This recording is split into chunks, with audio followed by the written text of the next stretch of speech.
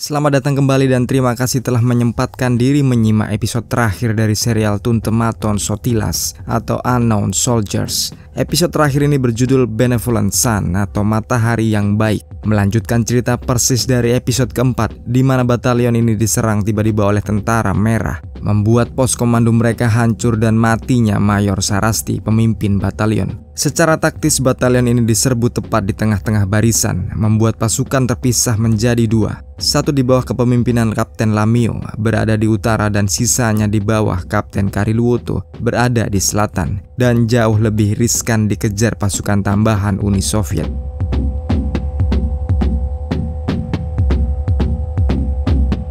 Kondisi batalion senapan mesin yang terpecah ini membuat Kapten Lamio memerintahkan seluruh pasukan untuk kabur terus ke utara. Tapi jauh di belakang, Kariluoto tahu untuk menuju ke utara menyusul Lamio, mereka harus menyerbu tentara merah yang ada di tengah. Cara lain ialah dengan menghindari musuh dan memutar lebih jauh.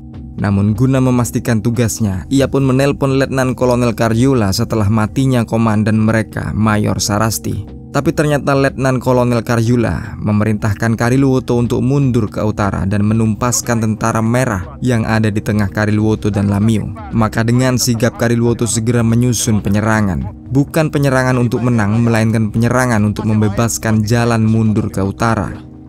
Ia membicarakan ini kepada Letnan Koskela. Menurut Koskela sendiri, penyerbuan ini pastilah akan menjadi malapetaka bagi mereka. Soviet pasti sudah bertahan kokoh di tengah dan menggali lubang perlindungan dengan baik. Namun inilah perintah dan mau tak mau Peleton 1 dan Peleton 4 segera bersiap. Koskela memanggil Roka yang menyambut tugas dengan gembira. Kali ini ia mengajak anak buah barunya, Asumaniemi, seorang remaja yang sudah jago dalam bertempur.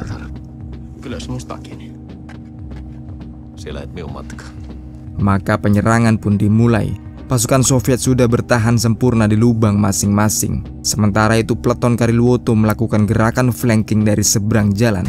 Jika rencana berjalan mulus, skuad Kariluoto akan bisa mengepung musuh beberapa menit lagi.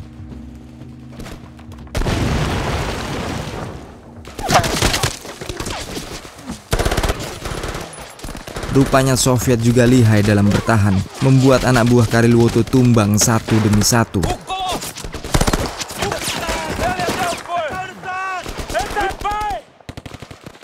Balik ke Peleton Koskela, musuh sembunyi dengan baik sampai hanya api tembakan mereka yang terlihat. Ini jelas mirip seperti misi bunuh diri. Dan memang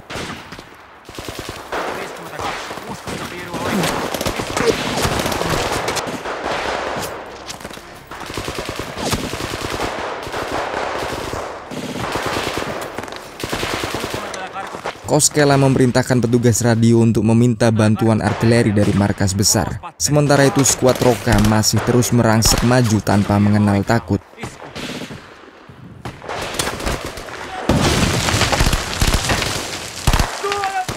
Sejenak kemudian dentuman pukulan artileri sudah menghantam musuh Finland.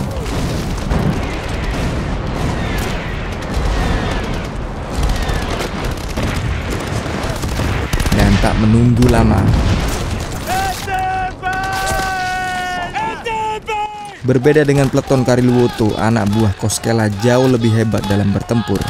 Roka untuk kesekian kalinya menjadi ujung tombak membuka jalan. Ia bagaikan kebal peluru musuh. Kali ini ia dibantu dengan Virila, serdadu paling jorok sebatalion yang memiliki sifat kurang lebih sama seperti Roka.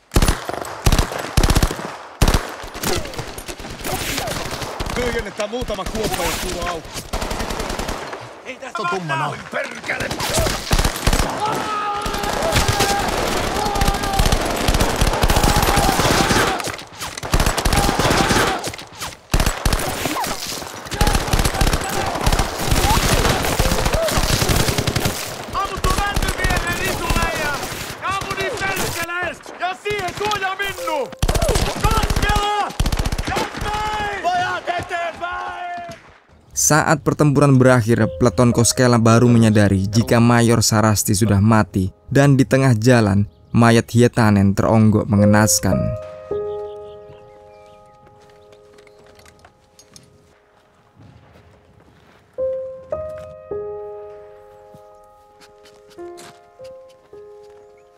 Koskela memerintahkan Asumaniemi untuk menyusul mengabari peleton Kariluoto yang belum juga rampung tugasnya. Kariluoto harus menunda serbuan agar tak jatuh korban lagi dan menunggu bantuan dari peleton Koskela. Maka berangkatlah pemuda ini dan memberitahukan request Koskela. Tapi Kariluoto pasti malu jika sampai peletonnya dibantu oleh Koskela. Meski ia sendiri sebenarnya juga sudah ketakutan.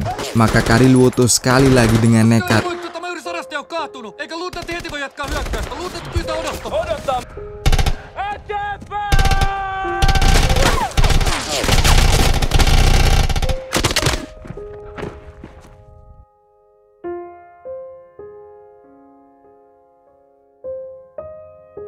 Setelah berhasil membebaskan jalan mundur ke utara, meski dengan korban yang tak sedikit dan matinya kapten mereka, Kariluoto, Koskela menjadi komandan batalion ini. Ia diperintahkan untuk langsung mundur secepat kilat. Apapun yang terjadi, ia harus bisa menjaga jarak dari kejaran tentara Soviet. Di tengah perjalanan, Koskela memutuskan untuk membuang senapan mesin ke dalam danau dan hanya menyisakan satu senapan mesin sebagai kenang-kenangan. Ini semua ia lakukan demi menyelamatkan para anggotanya yang terluka dan agar mereka lebih cepat dalam berjalan. Namun sungguh ironi karena mereka sekarang menjadi batalion senapan mesin yang tak memiliki senapan mesin. Berjam-jam berikutnya sisa batalion ini terus mundur ke utara. Satu-satunya penghambat kini hanyalah para serdadu yang terluka dan tiadanya petugas medis. Di satu titik kawan mereka, Ukola, bahkan memilih untuk bunuh diri karena sudah tak bisa menahan perihnya luka.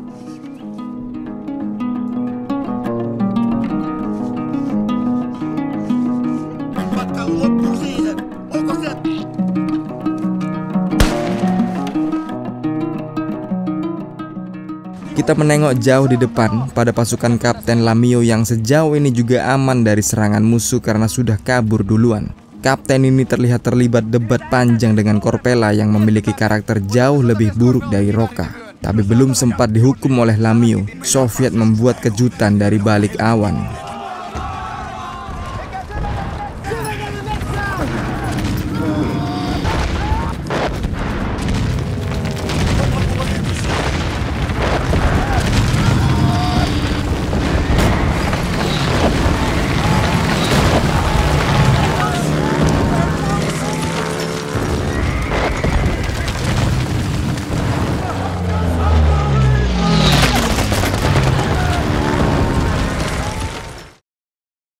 Kembali ke barisan Koskela yang belum juga berhasil menyusul Kapten Lamio. Letkol Karyula beredar dan langsung memarahi Koskela karena ketahuan membuang senapan mesinnya. Menurut Karyula, mereka semua tak layak dinamakan batalion senapan mesin jika tak bersenjatakan senapan mesin. Marah besar dan menganggap Koskela mengkhianati bangsanya, ia pun memerintahkan pasukan Koskela untuk bertahan di posisi ini guna memberi kesempatan sekaligus melindungi pasukan Kapten Lamio yang sampai ke area aman. Maka sekali lagi Roka dan kawan-kawannya kebagian tugas yang mematikan. Setelah beberapa jam menggali parit, Kapten Lamio datang sendiri dan mengapresiasi anak buah Koskela. Ia bahkan memutuskan untuk berdamai dengan Roka, musuh besarnya selama ini. Tapi wajah Koskela tampak loyo dan dingin di sini, seakan-akan pertanda nasibnya akan habis. Sampai malam tiba, Soviet belum tampak mengejar. Tapi berbeda dengan keesokan harinya yang dibuka langsung dengan serangan artileri.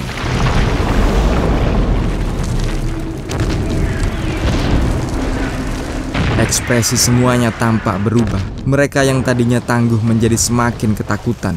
Koskela sendiri pun sudah mengekspresikan putus asa. Keputusasaan mereka semua memang ada benarnya karena yang dihadapi kali ini ialah T-3485.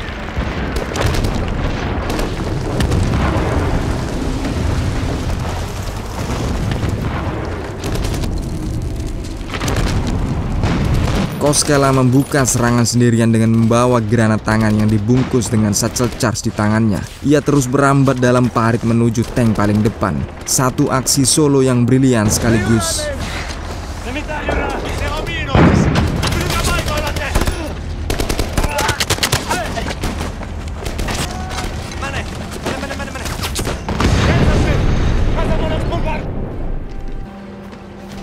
Kondisi semakin memburuk karena mereka hanya memiliki satu buah senapan mesin. Dan dengan ditambah gugurnya Koskela, perwira kesayangan mereka, pasukan Finland sekali lagi melarikan diri. Mendengar kabar jika sisa pasukan paling belakang ini melarikan diri, Letkol Karjula langsung tak cukup dengan memarahi Lamio, ia turun sendiri ke lapangan dan mengamuk pada Rocca dan kawan-kawan. Virila yang sudah muak dengan perwira ini tak menghiraukannya sampai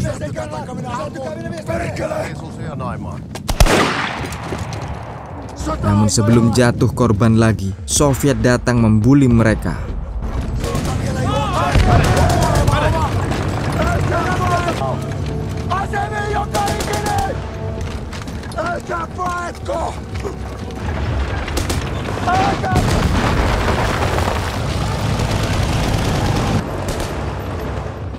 Kejutan demi kejutan mematikan yang dirilis oleh Soviet membuat Rocca, Vanhala, dan kawan-kawan lainnya kabur bukan kepalang. Sampai beberapa hari lagi pada bulan Juli 1944, mereka tiba di garis akhir pertahanan Finland. Jika ini juga ditembus, entah jadi apa bangsa Finland. Namun yang jelas para pasukan masih terus mundur teratur. Rocca sampai di tepi sungai dengan anak buahnya yang sibuk menggali lubang. Ia sendiri terus menghibur Susi yang sudah rindu akan keluarganya. Ia juga berkata kepada Vanhala jika mereka sudah kalah ketika Soviet menduduki Karelia. Rocca sudah kehilangan rumah dan keluarganya. Kematian sudah tak menjadi masalah, asalkan ia bisa membunuh banyak tentara merah.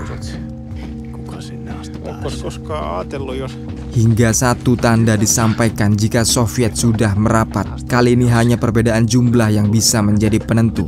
Soviet tak akan mau membawa tanknya di tengah hutan. Dan musuh yang banyak bukan hal yang perlu ditakuti oleh serdadu sekelas Rocca. Tapi di detik terakhir, Rocca tanpa disangka-sangka memilih untuk mundur menyeberang sungai. Ini keputusan yang fatal karena Soviet sudah sangat dekat. Rocca mendahulukan para remaja untuk menyeberang duluan dan para veteran untuk bertahan melindungi.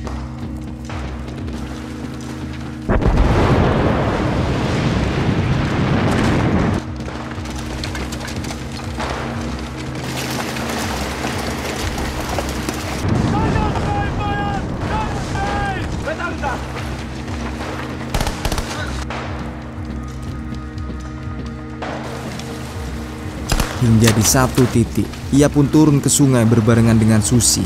Tapi naas bagi Susi.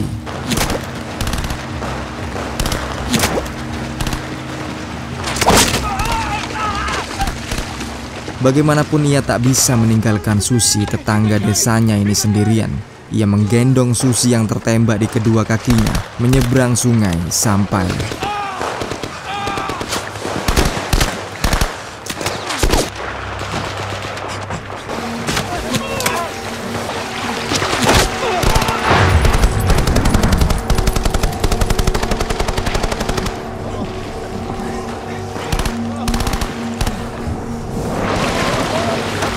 Honkajoki dan Vanhala mengangkat mereka berdua untuk naik.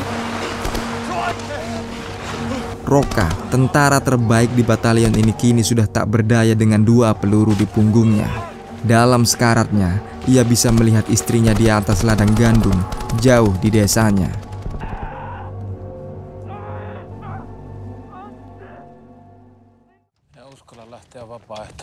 Beberapa hari kemudian, sisa terakhir batalion ini dipimpin oleh Vanhala yang kali ini diperintah untuk menumpaskan skuad senapan mesin Soviet di parit seberang. Vanhala hanya meminta untuk dikawal oleh Honkajoki dan Asumaniemi dalam tugas ini. Maka 3 orang ini merayap ke depan.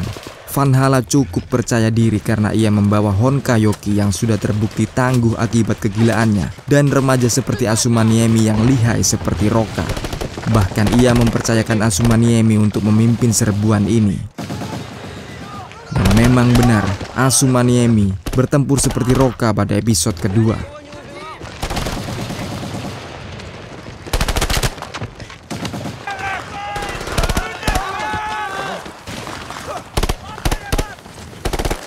Tapi sayang, ia tak berumur panjang seperti Rocca.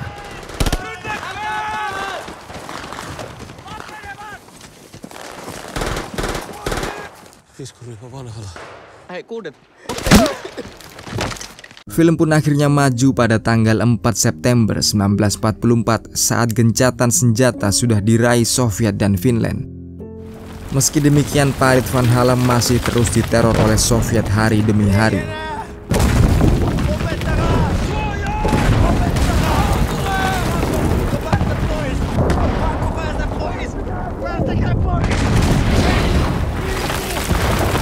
Dan barulah beberapa hari kemudian perdamaian benar-benar mencapai garis depan.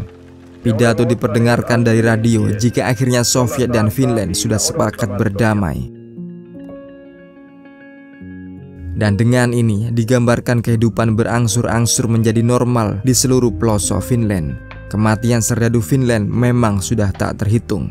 Ibu kehilangan anaknya, istri kehilangan suaminya, dan anak tak pernah lagi melihat bapak kandungnya. Namun masih tersisa harapan baru bagi Finland.